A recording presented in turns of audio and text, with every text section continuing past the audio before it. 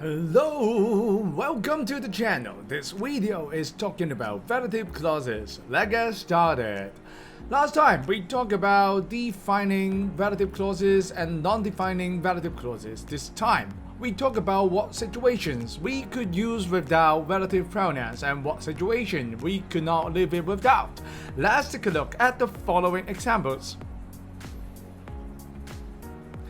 Defining relative clauses often leave out the relative pronouns who, which, that, and whom. But it is not usually to do it in non-defining clauses. Now, we could do this only when pronouns is the object. What does it mean of object? Let's take a look.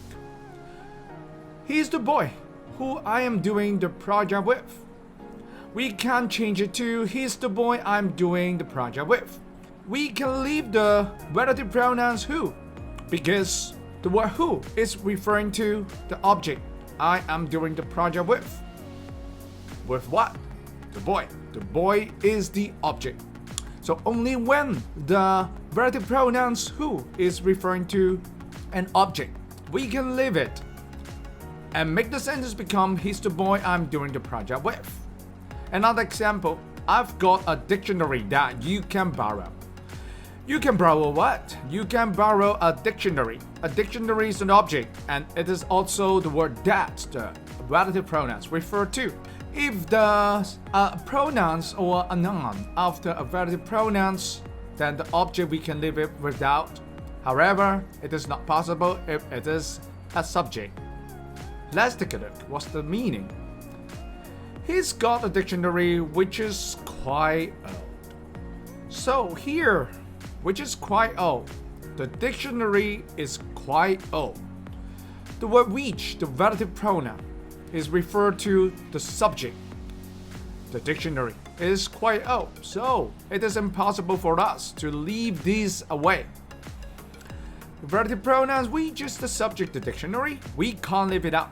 That's another way to talk about the relative pronoun whom. Let's take a look what situation we could apply. He's the boy with whom I'm doing the project. It's a very formal and unusual way in spoken English, but in written English, it is really common. Some students make mistake in the exam by not filling the relative pronouns properly. Let's take a look at the situation. 2012, paper 2. Students lost marks because they left out the relative pronouns in sentences where they were needed. For example, people live supposed to be people who lived, because that's the subject. There are many companies claim that they are using, should be companies that claim. Make sure you learn how to use relative pronouns correctly.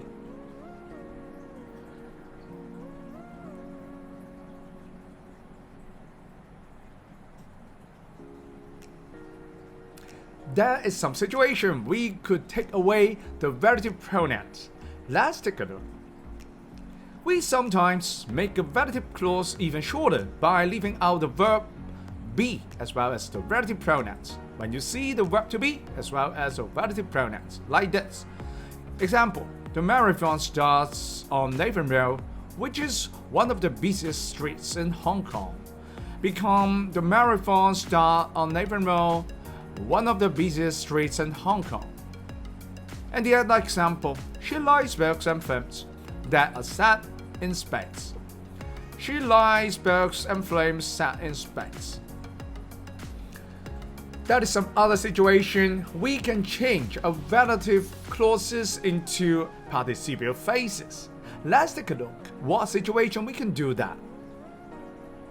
We can shorten a relative clause by removing the relative pronouns and changing the verb to the present participle, ing form. First situation, when we talk about habits or continuous action. People who travel to work by train save a lot of money, become people traveling to. When we talk about wish, athletes who wish to take part in the marathon should sign up now. Athletes wishing to. In non-defining relative clauses, when we use wish, desire, or want, or even hope, or any other verb to do with thinking or knowing, then we can change it with an ing form. One unfortunate runner who did not know the route ended up at the peak town. Become one unfortunate runner not knowing the route ending up at the peak town. That's all for today. Like this video and subscribe to our channel. See you next time. Goodbye.